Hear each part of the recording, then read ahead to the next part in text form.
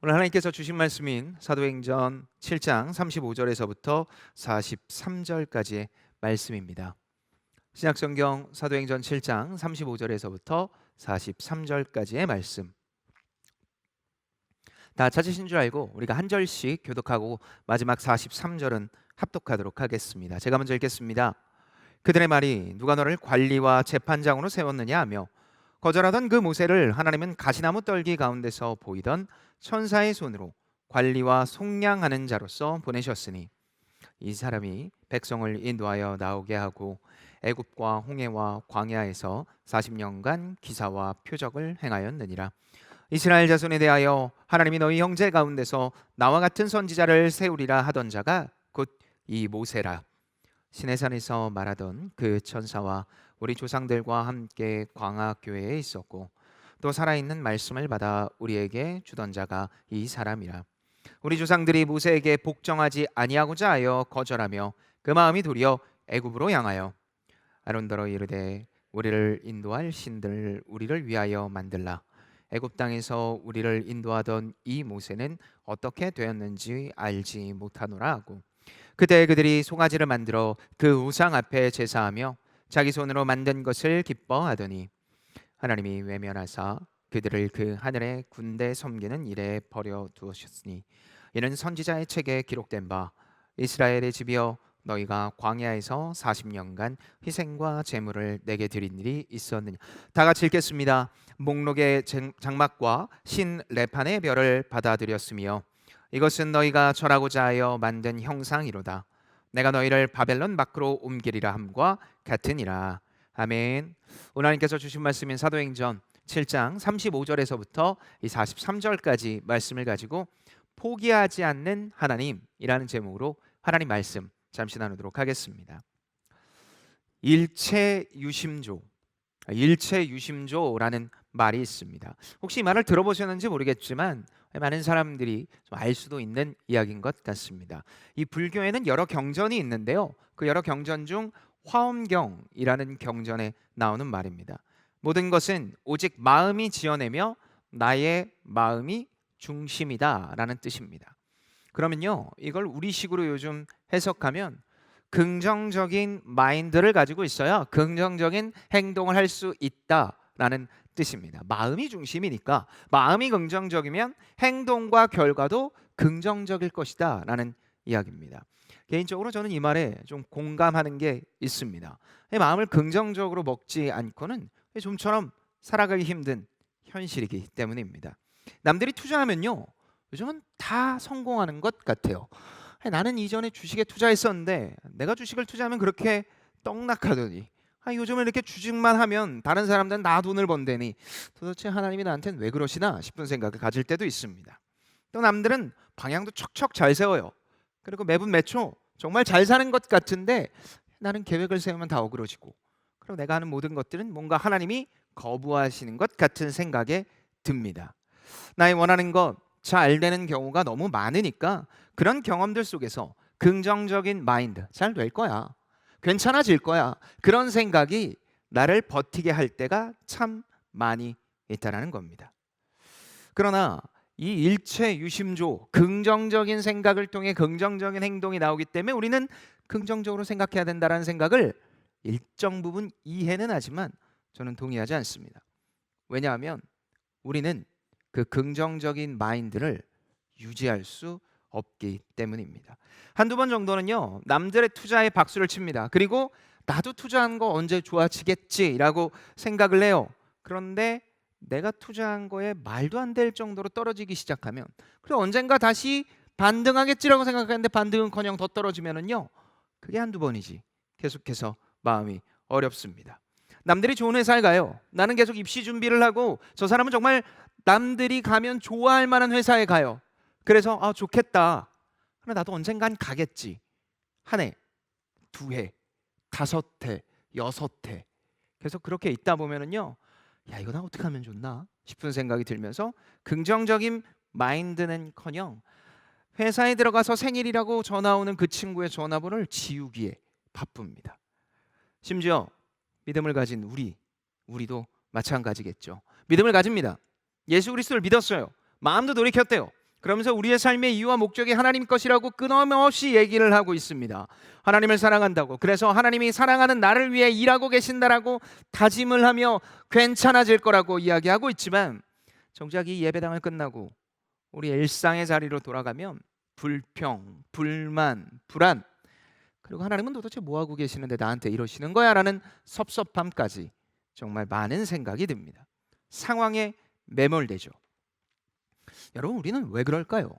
믿는데 왜 그렇게 불평하고, 믿는데 왜 그렇게 불안하고, 믿는데 왜 이렇게 우리는 어려운 것 같을까요? 긍정적인 마인드는 왜 유지가 안 되냐라는 겁니다.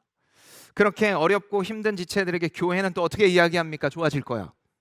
혹은 훈련이 안 돼서 그래, 훈련을 받아봐 라고 이야기를 합니다. 그런 얘기를 들으면 여러분, 그래 맞아, 훈련 받아야지, 내가 부족하지 라고 여기면서 그런 생각으로 훈련에 뛰어듭니까? 아니요. 그런 얘기하는 사람 등 돌리며 정말 나를 공감 못하네, 도대체 뭘 하길래 내 얘기를 이렇게 못 알아듣는 거야? 라고 생각을 하며 등을 돌리기 일쑤입니다. 그리고 마지막에 우리는 이렇게 얘기합니다. 하나님은 뭐 하시나? 도대체 하나님은 뭐 하시나? 라고 여기며 에라 모르겠다, 에라 모르겠다, 포기하는 경우가 많이 있습니다. 오늘 우리가 읽은 본문도 바로 그런 본문입니다. 이제는 하나님과 너무 멀어져서 내 인생을 누구 하나도 관심이 없다고 생각할 수 있었습니다. 그리고 이제는 폭주 기관차처럼 마구 뛰어서 누구 하나 브레이크를 걸지 않으면 이제는 하나님과의 관계가 가까워질 수 없는 상황의 유대인들, 그들을 향해 하나님께서 도대체 하나님은 뭐 하시고 계십니까? 라고 묻는 그 유대인들을 향해서 하나님이 얘기하십니다. 내가 여기 있고 내가 포기하지 않는다. 내가 너를 포기하지 않고 있다라고 이야기하십니다.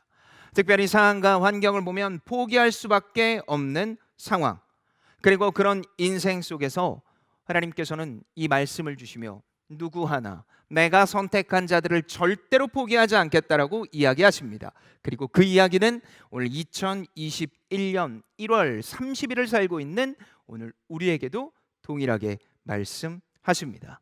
단순히 괜찮아, 좋아질 거야 라는 세상의 위로가 아니라 하나님께서 주시는 진정한 위로, 그리고 미래를 알 수 없지만 분명하게 미래에 대해서 약속하시는 이 하나님의 말씀을 통해 참된 위로와 용기를 얻어 이 땅에서 하나님의 자녀로 살아갈 수 있는 귀한 시간이 되었으면 좋겠습니다.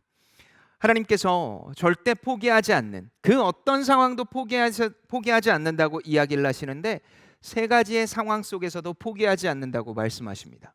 첫째입니다. 아무리 거부하여도 하나님은 포기하지 않으십니다. 오늘 보면 35절입니다. 사도행전 7장 35절의 말씀입니다.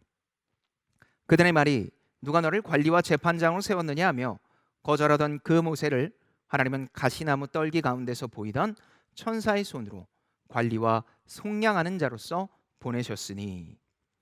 자, 우리는 이방인에게도 구원이 필요하다는 사도행전을 계속해서 보고 있습니다. 오늘 본문은 그런 이방인 중 유대인, 그 중에서도 가장 율법에 능통하였다고 얘기는 이 산헤드린 공의회에서 스데반 집사의 고별 설교, 그의 고별 설교는 세 파트로 되어져 있는데 첫 번째인 아브라함, 그리고 모세, 마지막 할례에 대해서 이야기하는 전체 설교 중 모세의 이야기, 그것도 하이라이트 부분을 보려고 합니다. 당시 유대인들에게는요, 국부, 나라의 아버지라고 여기는 사람이 딱 2명 있었습니다. 우리나라는 국부라고 여기면 자신이 원하는 대로 이야기를 하지만 유대인들은 똑같았어요. 딱 2명, 첫 번째는 아브라함, 그리고 모세였습니다. 하나님의 약속을 가장 먼저 받아서 시작하였던 아브라함과 하나님을 직접 보았다고 한 모세가 국부라고 여겼습니다. 특히 모세는 최고의 지도자로 여기며 그가 전한 율법을 이들은 모두 삶의 기준으로 여겼습니다. 그러나 역사적으로 보면 모세의 이야기를 처음부터 유대인들이 좋아하며 받아들였던 것은 아닌 것 같습니다. 오늘 본문 이 35절에 보면은요, 거절했다라고 표현하는데 이것은 사실 출애굽기 2장 14절의 내용을 보는 것입니다. 출애굽기 2장 14절에 이렇게 얘기합니다. 그가 이르되 누가 너를 우리를 다스리는 자와 재판관으로 삼았느냐? 내가 애굽 사람을 죽인 것처럼 나도 죽이려느냐? 모세가 두려워하여 이르되 일이 탈로 되었더라라고 라는 말씀을 기억나게 합니다. 이스라엘 민족을 탄압하던 관리가 있었습니다. 계속해서 탄압을 하니까 모세가 왕자고 힘이 있으니까 그 사람을 때려 죽입니다. 그리고선 그는 기대했겠죠. 고맙습니다. 당신의 힘으로 우리가 이렇게 압제해서 나왔습니다 라는 이야기를 기대했을 것 같지만 이스라엘 백성들은 도리어 당신의 도움이 필요 없다라고 이야기를 합니다. 살인이란 방법은 분명 잘못됐지만 모세의 의도는 도움이었고 백성들은 거부하는 모습이었습니다. 그로부터 40년이 흐른 뒤 어떻게 됩니까? 오늘 보면 36절의 것을 이렇게 표현합니다. 이 사람이 백성을 인도하여 나오게 하고 애굽과 홍해와 광야에서 40년간 기사와 표적을 행하였느니라. 인도하였다라는 단어는요, 이 탈출시켰다, 탈출했다라는 의미로 애굽에서 나오도록 했다라는 의미입니다.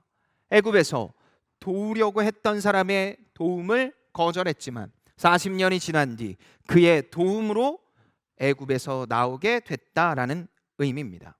그리고 그의 능력이 정말 출중했다. 자, 그런데 우리는 여기서 한 가지 드는 생각이 있습니다. 정말 모세가 능력이 있습니까? 그의 능력이 출중해서 장정만 60만 그리고 여성과 그리고 노인과 자녀들을 포함해 200만이 넘는 그 수많은 사람들을 빼서 나온 겁니까? 아니요. 모세는 애굽의 말에 익숙하며 다양한 지식이 있었지만 이스라엘 백성과 다르지 않았습니다. 신명기 18장 15절을 보면 이렇게 나옵니다.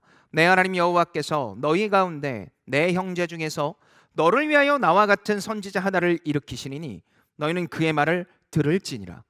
혈통적으로 유대인이며 그들과 함께 형제로 자랄 자입니다. 그러니까 내 옆에 있는 사람과 크게 다르지 않았습니다. 그렇기에 모세의 능력이 아닙니다. 그런데 왜 모세가 표적을 행했고 가르치며 하나님의 능력, 이 상황에서 이 모든 이야기를 하고 있는 겁니까? 왜냐하면 모세가 진짜 능력자임을 가리기 위함이 아니라 하나님은 이 본문을 통해 진짜 능력자를 보이기 위해서입니다. 누구입니까? 바로 예수 그리스도입니다. 모세에게는 능력이 없습니다. 유대인을 비롯한 인류의 죄를 사하기 위해서 핍박받고 어렵고 힘들며 좌절되어서 모든 걸 포기하고 싶은 인생 속에 모세가 나타나 모세처럼 살면 된다. 모세가 나타나 하나님의 능력을 대신할 사람이 여기 있다라고 이야기를 하는 존재, 그 모세를 따르는 것이 아니라 부족하고 나약하지만 살인자였고 목자였지만 하나님께서 함께하는, 진정한 하나님과 함께하는 존재, 다시 말해 하나님이신 바로 그 예수 그리스도를 가리키기 위함입니다. 끝까지 능력 없는 모세를 따를 것이 아니라 너희들에게 진짜로 주어질 선지자와 같은 참된 하나님 예수 그리스도를 믿어야 되며 그분을 따라야 된다라는 이야기를 하기 위해서입니다. 끝까지 능력 없는 모세를 따르겠다고 하는 자들, 바로 그 자들을 향해 하나님께서는 이렇게 말씀하시고 있습니다. 이 말씀을 통해 우리는 깨닫습니다. 아무리 그리스도를 거부하여도 하나님은 그리스도의 사랑을 알리며 포기하지 않습니다. 그리스도를 향해 죄인이라고 이야기를 합니다. 그리스도를 향해 돌을 던집니다. 그리스도를 향해 당신은 절대 그리스도가 될 수 없는 존재라고, 우리의 율법상 나무에 매달린 자는 절대로 그리스도가 될 수 없다라고 이야기를 했습니다. 그런데 하나님은 그렇게 얘기를 하며 십자가에 못 박게 한 유대인들을 향해 그래 너희들 다 죽어라 이런 게 아니라, 그런 너희에게도 그리스도가 필요하다. 너희들에게 끝까지 필요할 거는 그리스도이며 내가 너희를 포기하지 않는다. 끝까지 아니라고 하는 그들을 향해 하나님은 스데반을 죽이면서까지 말씀하십니다. 너희에게 예수가 필요하다고 얘기하는 스데반이 죽고 난 뒤 스데반까지 죽였는데 너희가 말을 안 듣느냐라고 이야기하지 않으시고, 오늘 본문 사도행전 7장 58절에 성 밖으로 내치고 돌로 칠세 증인들이 옷을 벌어 사울이라는 청년의 발 앞에 두니라. 스데반이 가고 사울까지 등장시키며 하나님께서는 그 유대인들을 향해 하나님의 마음을 전하십니다. 그런 하나님이 우리를 포기하겠습니까? 그런 하나님이 우리를 포기하시겠습니까? 삶의 모든 것을 가지고 그리스도를 거부한 유대인도 끝까지 놓지 않는 하나님이 하나님을 사랑한다고, 하나님밖에 없다고, 하나님 나를 도와달라고 기도하는 이 영혼들을 하나님께서 놔두시겠습니까? 아니요. 하나님은 절대 놔두지 않으십니다. 하나님은 포기하지 않으십니다. 하나님 나를 지켜봐 달라고, 나와 함께 해달라고 얘기하는 그 기도하는 한 영혼 한 영혼을 하나님께서는 절대 놓지 않으십니다. 그렇게 우리는 어떤 환경 속에서도 우리가 우리를 포기해서는 안 됩니다. 정확히 이야기하면 하나님과의 관계를 포기해서는 안 된다라는 겁니다. 하나님은 사랑으로 덮어주시며 인도하시는 분입니다. 이것이 믿음이며 이것이 이 공동체, 특별히 하나님의 사람들이 가져야 할 생각이며 뜻이라고 이야기할 수 있습니다. 아무리 거부하여도 하나님께서 주시는 사랑 안에, 그리고 아무리 거부하여도 끝까지 놓지 않는 하나님의 사랑을 경험하는 우리들이 되기를 예수님의 이름으로 축복합니다. 두 번째입니다. 두 번째로 하나님은 죄를 그리워해도 포기하지 않으십니다. 오늘 본문 38절의 말씀입니다. 사도행전 7장 38절의 말씀, 우리가 다 같이 입술을 열어 한 목소리로 고백하도록 하겠습니다. 사도행전 7장 38절입니다. 시작. 신의 산에서 말하던 그 천사와 우리 조상들과 함께 광야 교회에 있었고 또 살아있는 말씀을 받아 우리에게 주던 자가 이 사람이라. 유대인이 국부처럼 여겼던 모세, 그 모세가 그렇게 위대한 사람으로 여겼던 이유는 뭐라고 얘기했습니까? 바로 직접 하나님을 봤기 때문. 유대인들이 생명처럼 여기는 이 오경의 핵심인 율법을 받은 존재이기 때문입니다. 여러분, 유대인은요 말하기를 좋아했어요. 말하기를 좋아하는 사람은요 뭘 잘합니까? 상상을 잘합니다. 말을 하면서 그걸 그리는 거예요. 막 상상을 해요. 그리고 자신들의 생각과 율법을 꿰맞추는 걸 참 좋아했습니다. 그래서 모세가 율법을 받았대요. 근데 우리는 받았다라고 하면 그냥 받았나 보다라고 생각을 하는데 유대인들은 그렇게 생각하지 않고 어떻게 받았지? 이렇게 생각을 하기 시작했습니다. 정말이야? 인간적인 생각으로 확인하고 싶었습니다. 그래서 유대인들은 주었다? 받았다? 어떻게 했을까라는 생각을 꿰맞추다 내린 결론이 있습니다. 아, 천사구나. 천사가 하나님의 수종을 드는 자라고 돼 있으니까 모세가 직접 받지는 못하고 천사가 수종 들어 그 돌판을 내려서 모세에게 주었겠구나. 이렇게 결론을 내렸습니다. 여러분 생각은 어떻습니까? 정말 천사가 준 것 같습니까? 아니면 하나님이 팔을 쑥 내밀어서 돌판을 줬을까요?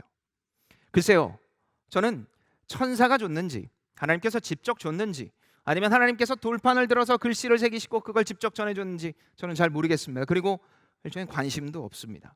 왜냐하면 하나님의 말씀으로는 믿었지만 그것이 성경에는 쓰여져 있지 않기 때문입니다. 하지만 유대인은 이게 되게 소중했어요. 외형을 소중하게 여기니까 이 말씀이 어디에서 왔고 어떻게 받았고 이런 행실과 행위가 중요했던 겁니다. 그러니까 모세가 천사를 통해 받을 정도의 고결하고 위대한 사람, 그 국부로 여겨야 되는 것 아니냐라고 여겼습니다. 자, 그런데 우리는 여기서 한 가지 질문해 볼 필요가 있습니다. 그렇게 귀하게 여기는 모세의 오경, 창세기, 출애굽기, 레위기, 민수기, 신명기라고 얘기하는 이 5권을 정말 소중하게 절대적 기준으로 삼았을까요? 소중하니까 그렇게 삼았을까요? 아닙니다. 만약 오경을 정말 말씀으로 기준으로 삼았다면 예수님을 인정하지 않을 리 없습니다. 그들의 입술로 그리스도라고 인정하지 않을 리 없다라는 겁니다. 유대인들은 오경을 자신이 원하고 바라는 대로 해석했고 그리고 그렇게 믿었습니다. 언제처럼요? 모세가 실제로 살았던 시대처럼 말입니다. 하나님께서 모세에게 말씀을 주기 위하여 40일 동안 함께 하십니다. 그런데 아무도 올라오지 못하게 하고 구름으로 가리시고 모세만 산 꼭대기로 부르시죠. 밑에 있던 이스라엘 백성들은 어떻습니까? 하루가, 이틀이, 일주일이, 열흘이 지나도 오지 않자 조바심이 나기 시작합니다. 그러면서 오늘 본문 39절에서부터 41절까지 말씀을 통해 이렇게 이야기합니다. 우리의 조상들이 모세에게 복종하지 아니하고자 하여 거절하며 그의 마음이 도리어 애굽으로 향하여 아론더러 이르되 우리를 인도할 신들을 우리를 위하여 만들라. 애굽 땅에서 우리를 인도하던 이 모세는 어떻게 되었는지 알지 못하노라 하고, 그때 그들이 송아지를 만들어 그 우상 앞에 제사하며 자기 손으로 만든 것을 기뻐하더니. 출애굽기 32장의 내용입니다. 모세가 올라가서 40일 동안도 내려오지 않자, 야 이제 죽었나 보다, 우리하고 떠났나 보다, 그러니까 불안하니까 어떻게 해야 되겠다, 우리의 신을 우리가 만들자라고 생각하며 그들에게 가장 좋은 것이라고 여겼던 금을 녹여 송아지, 금 송아지를 만들어 우상으로 섬깁니다. 그리고 그들은 외칩니다. 이가 우리를 구원하였다. 분명히 지금 이스라엘 백성들, 모세와 함께한 사람들은 10가지 기적을 보았습니다. 강이 피로 변했고요, 이가 나타났고 파리가 나타나며, 그리고 장자가 죽었지만 우리의 장자는 죽지 않는 그 모든 기적을 경험했습니다. 그것만 했어요? 홍해가 갈라졌어요. 그리고 목마른 자에게 물을 주시고 배고픈 자에게 양식이 있는 기적을 동일하게 경험했습니다. 그러나 아주 잠시 모세가 없다는 이유로, 정확히 이야기하면 내 눈에 보이지 않는다는 이유로 우상을 만들어 이방신을 섬겼습니다. 이것을 스데반 집사는 어떻게 표현을 합니까? 우리가 방금 전에 읽었던 이 본문 38절의 말씀처럼 애굽으로 마음이 구부러졌다, 그렇게 표현하고 있습니다. 익숙한 압제와 탄압으로 마음이 구부러졌다. 그러니까 자유를 주었는데 자유를 포기하고 내 입맛, 내 눈, 내가 좋아하는 것대로 내 마음이 굽어져 버렸다라고 표현한 겁니다. 이 정도 됐으면, 제가 하나님이었으면 다시는 구원 안 합니다. 제가 하나님이었으면 포기했을 겁니다. 그런데 하나님은 이렇게 이야기하십니다. 출애굽기 34장 10절의 말씀입니다. 우리가 다 같이 한 목소리를 읽도록 하겠습니다. 시작. 여호와께서 이르시되 보라, 내가 언약을 세우나니 곧 내가 아직 온 땅 아무 국민에게도 행하지 아니한 이적을 너희 전체 백성 앞에 행할 것이라. 내가 머무는 나라 백성이 다 여호와의 행하심을 보리니 내가 너희를 위하여 행할 일이 두려운 것입니다. 흔들리지 않는 약속을 세우십니다. 이적을 행하며 함께 하시겠다라고 이야기를 합니다. 끊임없이 등을 돌리고 끊임없이 여호와 하나님을 배신한 이스라엘 백성들을 향해 이제는 너희를 포기하겠다, 이제는 너희는 내 백성이 아니다라고 이야기를 하는 것이 아니라, 하나님께서 약속 헤세드의 말씀으로 이야기하십니다. 내가 너희를 위하여 이적을 베풀겠다, 내가 너희와 함께 하겠다, 나를 향해 등을 돌린 너희들과 누가? 여호와 하나님이 함께 하겠다라고 말씀하십니다. 흔들리지 않는 이 헤세드의 약속을 하나님께서는 하시는 겁니다. 유대인에게 이렇게 하시며 등을 돌린 자들에게 약속하시며 지키시고 함께 하시는 하나님이 우리와는 멀리 하시겠습니까? 지금 마음에 어떤 우상이 있는 것 같습니까? 끝까지 내려오지 못하는 것들이 있습니까? 요즘은 불안함이 우상이라고 합니다. 조금 불안하지 않으면 어쩌면 나를 이끌 원동력이 없다고 얘기하며 끊임없이 불안해야 된다고 이야기를 합니다. 그래서 불안하지 않으면 더 불안한, 그러면서 영원히 사라지지 않으면, 내 삶에 이런 힘듦과 어려움이 영원히 사라지지 않으면 어떡하지라고 끊임없이 나를 독려하며 끊임없이 나를 불안케 합니다. 세상이 이런 질문 속에 빠져 있고 우리도 동일하게 빠져 있지만 하나님은 오늘도 말씀하십니다. 내 행함을 보라. 이들과도 함께한 내가, 이들의 모든 것들을 회복시킨 내가 너희를 회복시키지 않겠느냐? 내가 너희를 놓겠느냐라고. 그 질문이, 그 이야기가 오늘 우리에게도 하시고 있습니다. 죄로 기울여진 마음, 하나님을 거부하고자 하는 마음도, 그런 마음을 가진 모든 영혼들도 하나님은 포기하지 않고 하나님의 사랑을 전하고 계십니다. 그래서 완전한 평화와 완전한 하나님의 안식이 이 자리에 있다고, 그리고 하나님께 있다라고 얘기하며 함께 하자고 말씀하시고 있습니다. 죄로 기울어진 마음도 포기하지 않으시는 하나님의 사랑, 그리고 그분을 믿어 완전한 평화를 누리는 우리의 인생이 되기를 예수님의 이름으로 축복합니다. 마지막입니다. 마지막 셋째로, 약속의 땅에 들어서도 하나님은 포기하지 않으십니다. 오늘 본문 42절에서부터 43절의 말씀입니다. 하나님이 외면하사 그들을 그 하늘의 군대 섬기는 일에 버려 두셨으니 이는 선지자의 책에 기록된 바 이스라엘의 집이여 너희가 광야에서 40년간 희생과 제물을 내게 드린 일이 있었느냐? 몰록의 장막과 신 네판의 별을 받아들였으며 이것은 너희가 절하고자 하여 만든 형상이로다. 내가 너희를 바벨론 밖으로 옮기리라 함과 같으니라. 앞서 하나님의 기대를 저버린 이스라엘 백성들, 그 백성들을 놓지 않는 하나님의 이야기가 계속해서 흐르다가 오늘 이 본문은요 조금 의아합니다. 왜냐하면 하나님이 시작하면서 외면한다라는 단어를 보이고 있기 때문입니다. 외면은 등을 돌렸다라는 뜻입니다. 화가 나서 더 이상 말을 섞고 싶지 않을 때 등을 돌린다라고 표현을 하죠. 그처럼 하나님은 지금 굉장히 답답하셨던 것 같습니다. 이것이 어떻게 어디에 표현이 됩니까? 선지자의 책 아모스서 5장 26절의 말씀입니다. 오늘 본문의 이야기를 한 이 등돌림이 얼마나 답답한 마음으로 등을 돌렸는지 아모스서 5장 26절에 나온다라는 겁니다. 이렇게 나옵니다. 너희가 너희 왕 식굿과 기윤과 너희 우상들과 너희가 너희를 위하여 만든 신들의 별 형상을 지고 가리라. 이스라엘 백성들은 광야에서 40년간 고생을 하다가 약속의 땅인 가나안 땅에 들어왔습니다. 그래서 하나님이 함께 하겠다라고 이야기를 하며 이제부터 우리의 인생과 삶은 참 좋아지겠지, 행복해지겠지라고 여기며 그들은 무엇을 합니까? 마음껏 우상을 섬기기 시작합니다. 대표적으로 제가 방금 전에 읽었던 오늘 본문 42절과 43절에 나오는 두 신을 섬기는데요, 몰록과 그리고 레판입니다. 몰록은 당시 가나안 땅의 신입니다. 그런데 이 신은요 가장 소중한 걸 달라고 합니다. 여러분 인생에 가장 소중한 게 뭡니까? 저 인생에 가장 소중한 건 말씀이라고 얘기하면 참 좋을 것 같은데 말씀도 중요하지만 저는 가족도 중요합니다. 가족도 중요한데 가족 중에서 아내가 가장 중요합니다. 공식적으로. 그러나 제게 있어서 이 영상을 보고 있기 때문에 말하는 겁니다. 영상을 보고 있지 않은 한 명도 되게 중요합니다. 누구냐면 저희 딸입니다. 근데 저는요 JPP를 너무 사랑해요. JPP를 너무 사랑하는데 미안한 얘기지만 저는 저희 딸을 좀 더 사랑합니다. 실망스럽나요? 어쩔 수 없어요. 자, 그런데 몰록은요 제일 소중한 걸 달라고 그래요. 누구? 바로 너희들의 자녀를 달라고 합니다. 그런데 여러분 제사를 어떻게 드리는지 압니까? 제사를 드릴 때는요 제사의 집전자가 직접 칼로 몸을 찔러 피를 다 뺍니다. 피를 다 빼고 안에 있는 장기를 뺍니다. 근데 그걸 누가 드리고 있다고요? 부모가 자녀를. 그럼 그렇게 하면 뭘 줍니까? 너 인생에 정말 더 소중한 걸 줄 거라고 이야기를 하는 겁니다. 돈, 명예 등등. 몰록은 그런 가짜 신이었습니다. 근데 이스라엘 백성들이 이런 걸 섬기고 있는 거예요. 또 레파는 토성을 뜻합니다.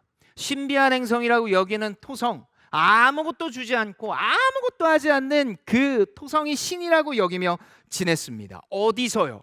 가나안 땅에서.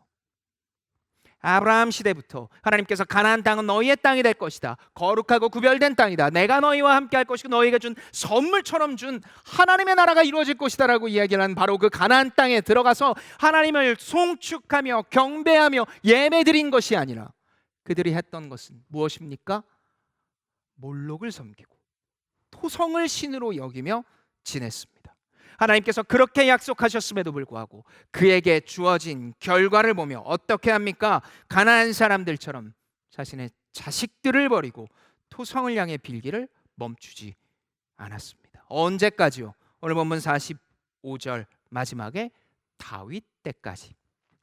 다윗 때까지라고 행한 이것은 다윗 시대 이후에는 전부 다 안 했다라는 것이 아닙니다. 다윗이 무엇을 대표합니까? 왕정 시대를 대표합니다. 그러니까 왕이 있던 시대, 그러니까 너희들의 인생 전체에 다 이렇게 행했다라고 멈추지 않았다라는 의미입니다. 아브라함 시대부터 수천 년 동안 간절히 원했던 약속의 땅에서 그들의 죄는 멈추지 않았습니다. 그러나 하나님은 어떻게 하십니까? 오늘 보면 44절에 증거의 장막을 통해 끝까지 함께 하신다. 성전을 세우며 예배를 드리라고 하십니다. 예배를 드리며 하나님의 영광됨을 경험하라고 이야기하고 있습니다. 장막과 성전에서 진행되는 그 예배를 통해 무엇을 깨닫기 원하십니까? 하나님께서 나와 함께 하신다. 그렇게 우리의 인생의 유일한 주인은 누구다? 바로 하나님이다. 바로 이것을 깨닫기 원하셨고 오늘의 우리에게도 예배를 통해 포기하지 않는 하나님의 사랑을 깨닫기 원하십니다. 그리고 오늘을 살아가고 있는 우리에게도 동일하게 이렇게 얘기하시는 겁니다. 뭐라고요? 단순히 참석했다는 의미가 아니라 너희들이 드리고 있는 이 예배를 통해 내가 너희를 놓지 않고 있고 포기하지 않고 포기를 하지 않는다는 사실을 기억해라.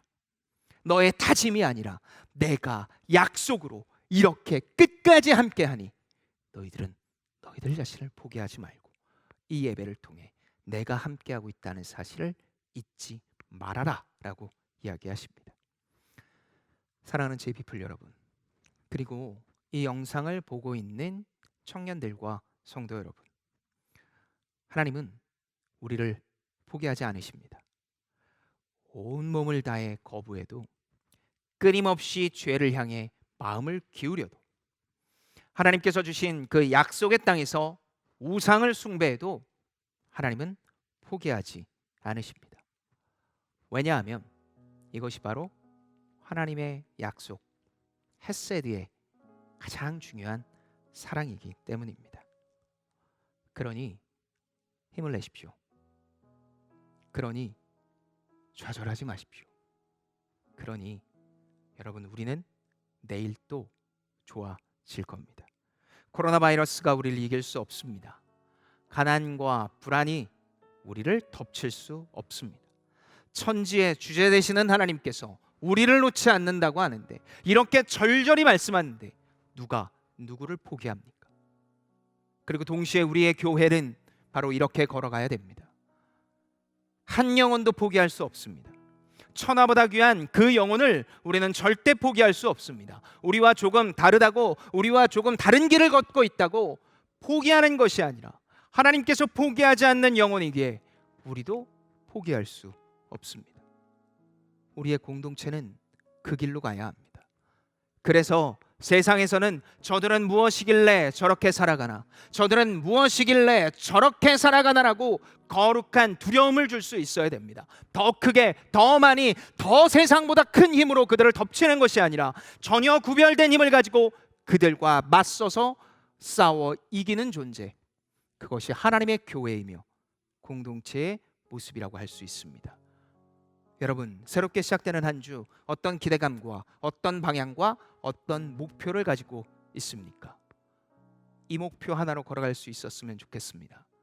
포기하지 말자. 여러분이 여러분을 향해 포기한 것들 있습니까? 하나님은 여러분을 포기하지 않습니다. 하나님은 지금도 여러분의 눈을 똑바로 보시고 그 마음을 안아주시며, 사랑하는 내 자녀야, 내가 너를 포기하지 않는다. 그러니 너도 포기하지 말아라. 우리의 인생 속에 그렇게 찾아와 얘기하시는 하나님께 아멘으로 화답하며 살아가는, 우리가 서 있는 가정과 관계와 연인과 회사와 모든 것들 속에 바로 이 마음이 온전히 우리를 통해 흘러가기를 예수님의 이름으로 축복합니다.